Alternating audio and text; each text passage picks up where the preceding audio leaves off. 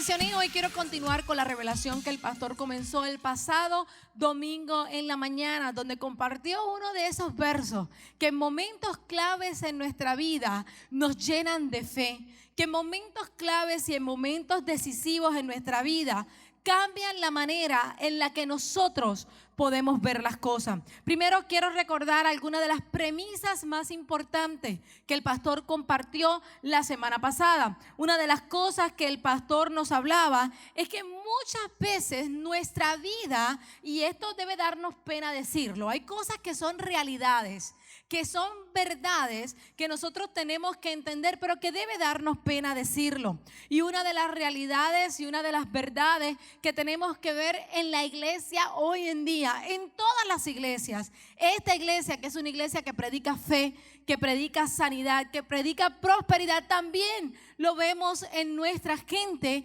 que muchas veces nosotros no nos movemos por fe. Muchas veces lo que nos levanta en las mañanas, lo que nos saca de la cama en las mañanas, lo que nos hace montarnos en un auto, meternos en el tráfico y llegar a un lugar para trabajar y para cumplir con nuestras funciones, no es la fe. Muchas veces es el sentido de responsabilidad que tenemos, o simplemente porque estamos metidos en una rutina que si no voy al trabajo no cobro, si no cobro no pago la casa, si no pago la casa no tengo dónde vivir, no puedo pagar el colegio, los niños no pueden estudiar, no puedo pagar la comida, no vamos a tener que comer, y es nuestro sentido de cumplir. Es nuestro sentido de responsabilidad lo que nos hace hacer las cosas que hacemos todos los días en nuestra vida. Y yo creo que una de las cosas que el pastor alcanzó la semana pasada fue despertar. Mira al que está a tu lado y dile: despierta. Dile: despierta. Despertar nuestra vida a que más allá del sentido de responsabilidad que todos debemos tener, porque creo con todo mi corazón que los hijos de Dios debemos ser la gente más responsable que hay en cumplir con todo lo que nos corresponde y aún con lo que no nos corresponde hacer. Creo con todo mi corazón que nosotros, los hijos de Dios, debemos ser la gente más responsable que haya en todos los lugares y en todos los círculos donde nosotros nos movamos. Pero no debe ser el sentido de responsabilidad lo que debe alimentar nuestra vida. No debe ser el sentido de responsabilidad lo que mueva nuestros motores. No debe ser solo el sentido de responsabilidad lo que nos dé el impulso de seguir hacia adelante. Hay un ingrediente que debe estar en nuestra vida todos los días, en todo lo que hacemos, en toda conversación, en toda decisión, en toda acción, y ese ingrediente debe ser la fe. Mira al que está a tu lado y dile: la fe es quien debe mover todo en tu vida. Y ciertamente es la fe lo que debe movernos en cada etapa, lo que debe hacernos abrir una puerta. Es la fe la que debe hacernos cerrar una puerta. Es la fe la que debe llevarnos a un nuevo nivel. Es la fe la que tiene que mover nuestra vida. Y la fe de que Dios va a hacer algo grande con todos y cada uno de nosotros debe ser nuestra mayor motivación. Una de las cosas interesantes que vemos en la Biblia, y cuando llevamos tiempo en el Evangelio, cuando llevamos tiempo escuchando palabra, cuando hemos escuchado miles de mensajes, cuando hemos leído la Biblia del principio al final, del final al principio, del medio al final, del medio al principio, muchas veces pensamos que no hay nada nuevo que podamos recibir, que no hay historia que nos puedan predicar de la cual no hayamos escuchado ya algo. Yo creo que ese es uno de los talentos y uno de los dones que Dios le ha dado a nuestro pastor, que a través de las historias que todos y cada uno de nosotros hemos escuchado decenas, cientos y algunos más viejitos hasta miles de veces, siempre hay algo nuevo que podemos aprender. Y una de las cosas que me impactó el domingo pasado, que quizás no misma no lo había visto de esa manera, es que en los momentos de mayor crisis, en los momentos más difíciles, en los momentos más estresantes, Dios siempre envió a su pueblo a edificar. Cuando el pueblo de Egipto estaba persiguiendo al pueblo de Israel, en medio de aquel mar que se dividió para ellos, Dios los mandó a edificar allí, los mandó a poner piedra sobre piedra. En el momento en que Jacob estaba huyendo, Dios lo mandó a edificar un altar también. Y vemos como en los momentos más difíciles, Dios siempre manda a construir algo al pueblo de Israel. La gente muchas veces deja de construir y deja de invertir en los lugares que tienen que ver con nuestro futuro, porque en los momentos difíciles nuestra fe tambalea. Ahora, usted tiene que ver construir no solo en su definición de poner bloque sobre bloque. Usted debe ver construir no solo en su definición de poner cemento sobre cemento. Hay muchas cosas que nos toca construir en nuestra vida. Nos toca construir matrimonios, nos toca construir el futuro de unos hijos, nos toca construir finanzas para que podamos cumplir el mandato de Dios que nos dice que la herencia que nosotros dejemos debe llegar hasta la cuarta generación. El dinero y la bendición financiera que tú produzcas, bíblicamente dice que debe ser suficiente para que tus bisnietos reciban herencia de parte tuya. Nosotros tenemos que entender que nos toca construir relaciones sólidas, que nos toca construir una casa de Dios sólida y nos toca construir un evangelio sólido para que cuando el infierno mismo se levanta en contra de la palabra de Dios, como hemos visto en estos tiempos, que tantas cosas se han levantado en contra de la palabra de Dios, lo que hagamos sea suficientemente grande y suficientemente fuerte para que permanezca por décadas y décadas y décadas, siglos y siglos y siglos, aún cuando tú y yo ya no estemos aquí. Y fue en esos momentos difíciles, en los momentos más estresantes, en los momentos en que yo me imagino que aquellos a quienes Dios envió a edificar, aquellos a quienes Dios envió a construir, yo me imagino que estaban como cuando tú y yo tenemos un problema, como cuando tú y yo tenemos una situación que no podemos pensar en otra cosa, que no podemos hablar de otra cosa y que no podemos movernos a otra cosa. Pero usted sabe que todos tenemos momentos en donde puede pasar cualquier cosa, pero llega algo que es lo que acapara toda nuestra atención, que es lo que acapara todo lo que tenemos que hacer. Y Dios sacó siempre a su pueblo y sacó siempre a sus hijos de esos momentos en donde los problemas se hacían demasiado grandes, dándole una visión para el futuro y mandándolos a edificar. ¿Por qué? Porque para edificar hay que tener fe. Para usted construir hay que tener fe. Si hay algo que hemos aprendido en estos 60 días y ya vamos casi por la mitad de para siempre, es que para usted tener un matrimonio, usted tiene que tener fe.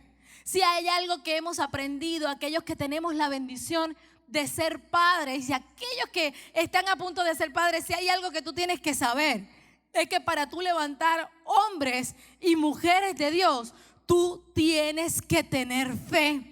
Si hay algún profesional, algún empresario en este lugar, tú sabes que para tener negocios, para poder hacer cosas, si hay algo que tenemos que tener, es fe. Si hay alguien que esté en este lugar, que tú tienes un trabajo, que tú te reportas todos los días a una hora y sales todos los días a una hora y tienes unas funciones que cumplir, tú sabes que para tú llegar mañana y tener ese mismo lugar esperando por ti, donde tú vas a poder cumplir con tus funciones, si hay algo que tenemos que tener es fe.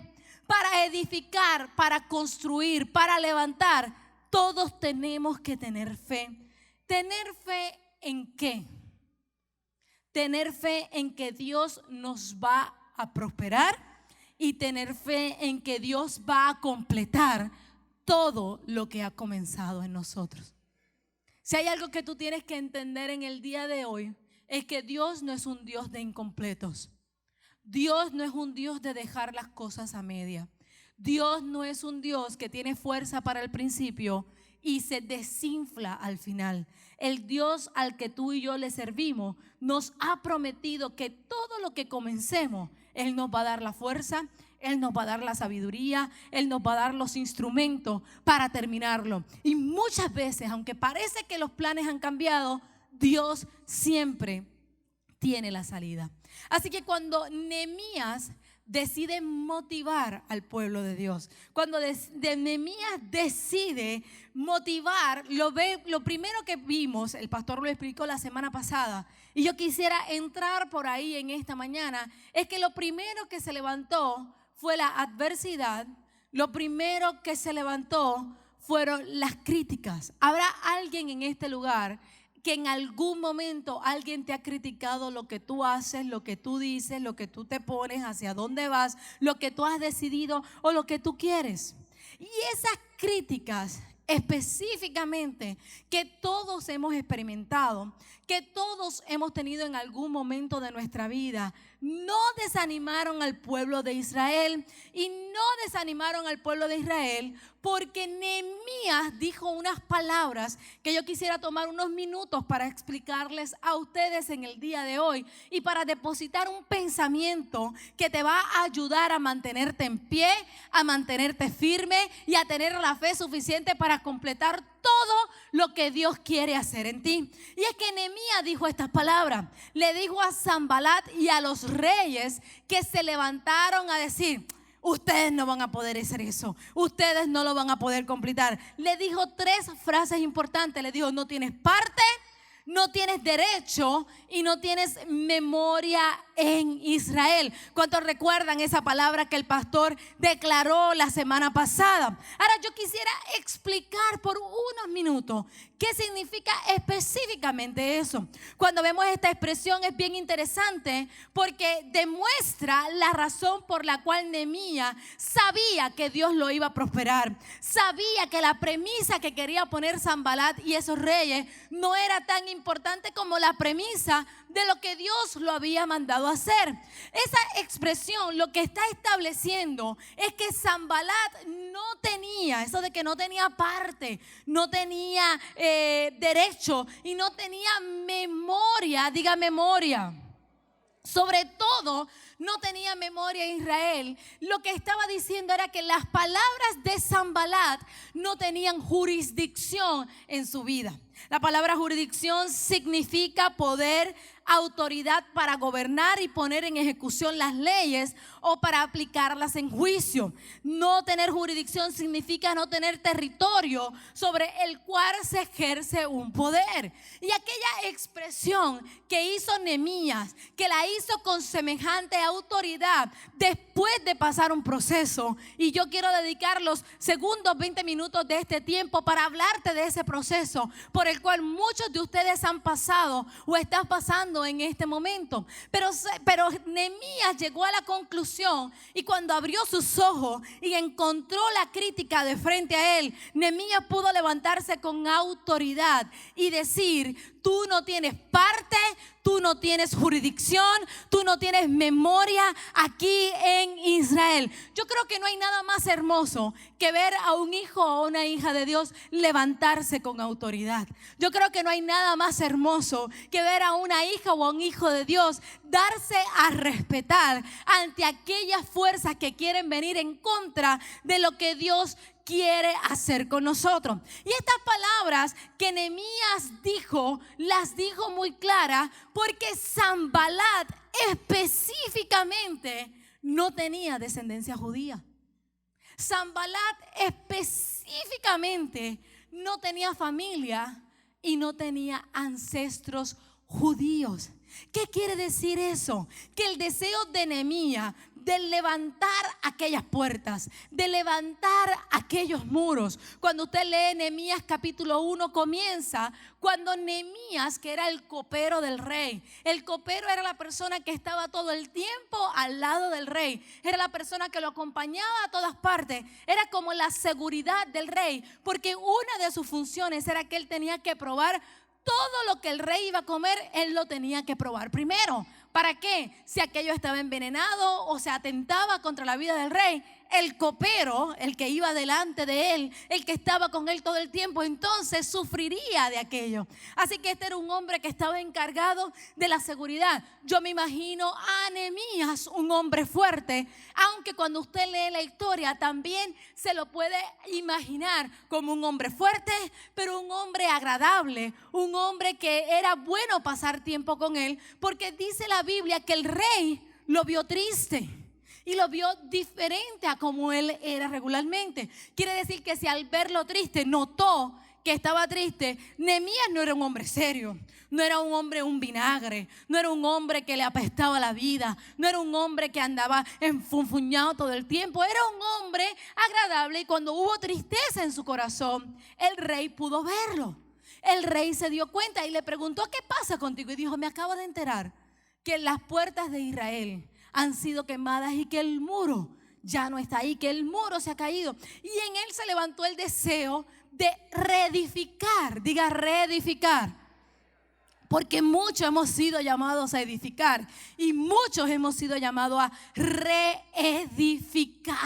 Una de las cosas que yo creo que es la asignación de la iglesia en Puerto Rico en el día de hoy es que a nosotros nos corresponde reedificar lo que tantas cosas que han sido destruidas. El testimonio de los hijos de Dios muchas veces ha sido destruido. El testimonio de la iglesia muchas veces ha sido afectado. Pero tú y yo, que somos hijos de Dios en este tiempo, Dios nos ha llamado a levantar la confianza de aquellos que quizás ven los defectos de la iglesia, pero no pueden distinguir las cosas que la iglesia sí hace, los cambios que produce una iglesia. Y cuando Sanbalat se levantó, empezó a criticar lo que Nehemías quería hacer. Y Nehemías, con autoridad, diga autoridad, con una seguridad que la necesitamos todos nosotros, le dijo a un rey, un copero, le dijo a un rey que él no tenía parte, que él no tenía por qué opinar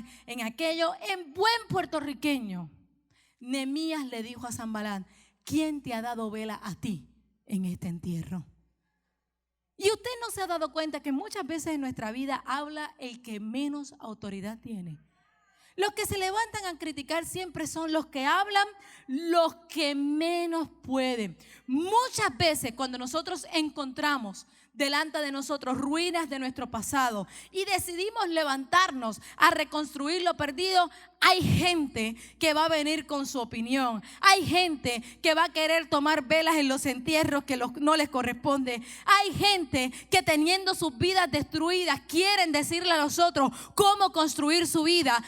Hay gente que, teniendo matrimonios destruidos, quieren decirle a otros cómo construir un matrimonio. Hay gente que, teniendo hijos perdidos, quieren decirle a otros cómo criar los hijos. Y nosotros, los hijos de Dios, tenemos que levantarnos con autoridad, aprender a distinguir quién puede hablar sobre mi vida y quién no puede hablar sobre mi vida. Tú tienes que entender y discernir en esta hora quiénes son aquellos que tienen autoridad suficiente para hablar sobre ti y quiénes son aquellos a quien tú le vas a decir: tú no tienes parte, tú no tienes jurisdicción, tus palabras no me van a afectar, tus palabras no van a cambiar mi deseo de echar este matrimonio hacia adelante. La frustración del fracaso de tu matrimonio no va a entrar a mi casa y no va a afectar el mío. La frustración del fracaso de tus hijos no va a entrar a mi casa y no va a afectar a los míos. Porque tenemos que entender que no hay jurisdicción sobre palabras negativas que se quieran hablar a nuestra vida. Y escúchame bien, Nehemías lo resolvió bien fácil. Nehemías dijo: tú no tienes parte, tú no eres ni siquiera israelita, tú no entiendes lo que nosotros queremos hacer y lo que vamos a hacer, tus palabras no tienen valor. Hay algunos de ustedes que dicen: eso dice usted, pastora, pero quien se levanta a hablar en contra mía es alguien cercano, quizás es mi familia. Quizás son tus padres, quizás son tus hermanos, quizás hay una tía entremetida que anda Santo Dios. Quizás hay una tía por ahí entremetida que anda opinando y hablando de tu marido, y hablando de tu negocio, y hablando de tus hijos. Y mira el pensamiento que Dios tiene para ti en esta hora. Porque algunos de ustedes dicen: pastora, pero yo no me puedo cambiar de familia, no me puedo cambiar mis padres, no puedo cambiar mis tíos, no puedo cambiar mis hermanos. Pero el día que tú aceptaste a Jesucristo como tu único Señor y Salvador, todo tu DNA cambió y ya tu DNA no pertenece a la familia en donde todos se divorcian. Tu DNA pertenece a la familia en donde todos los matrimonios tienen posibilidades y todos los matrimonios van a echar hacia adelante. Tú tienes que entender que el día que tú aceptaste a Jesucristo como tu Salvador, el DNA que corre por tu familia, en donde todos mueren de un ataque cardíaco, o en donde todos son víctimas de la diabetes, o en donde todos tienen hipertensión, cambió en tu vida y ya tú no tienes que ser sometido al miedo que quizás pone tu familia. No trabajes tanto porque tu papá murió del corazón. No hagas esto porque mira lo que le pasó. No te trabajes tanto porque mira, allí se murió tu tío en un escritorio. El DNA que corre por tus venas es el que dice que tú te rejuveneces como las águilas, que Dios te llena de fuerza. Habrá alguien en esta mañana que pueda entender que tu DNA cambió, que toda la jurisdicción sobre tus pensamientos cambió, que toda tu herencia cambió el día que aceptaste a Jesucristo como tu único Señor y Salvador. Y Nehemías pudo dejar a un lado las palabras de Sanbalat, porque Nehemías dijo: tus palabras llegan hasta aquí. Tus palabras tienen este valor. Mi herencia, mi DNA como judío va por encima de lo que tú puedes hablar, porque tú puedes ser rey, pero tú no eres un rey de Israel, pero tú no eres un rey con la genealogía que yo tengo y que yo cargo. Y en el día de hoy yo he venido a hablarle a hijos y a hijas de Dios que tú puedes entender que la genealogía que obra en ti hoy no es la genealogía de tu apellido, no es la genealogía de tu urbanización donde todos los jóvenes tienen problemas con las drogas, no es la genealogía de tu apellido en donde todos hacen trampa con los taxes, o en donde todos tienen problemas cardíacos, o en donde todos tienen problemas en el matrimonio. La genealogía, el DNA bajo el que tú y yo funcionamos en el día de hoy es el de un hijo, de una hija de Dios que tiene la autoridad para decir: lo que pasó con mis padres no va a pasar conmigo, lo que pasó con mis hermanos no va a pasar conmigo, lo que pasó con mis tíos no va a pasar conmigo, lo que pasó con mis vecinos no va a pasar conmigo. Habrá alguien en este lugar que hoy con autoridad tú te puedes levantar y decir: los que se han levantado en contra mía, hoy te digo, tú no tienes parte, tú no tienes suerte, tú no tienes autoridad, tú no tienes semejanza, tú no tienes jurisdicción sobre mi vida, porque yo le sirvo a un Dios vivo que por mí corre un DNA que es completamente diferente. Y si le vas a dar un aplauso al Señor, dáselo fuerte. Ya la genealogía de tu familia no tiene relevancia. Ya las costumbres de tu urbanización, de tu barrio, no son importantes. Ya la educación de la que tú vienes no es importante, porque hay algo que está por encima de eso, que te dice en el día de hoy que nosotros, sus hijos, los hijos de Dios, nos levantaremos y edificaremos por encima de las circunstancias, por encima del apellido, por encima de la familia. Y si tú no puedes verlo así en esta mañana, tú necesitas ver tu vida diferente.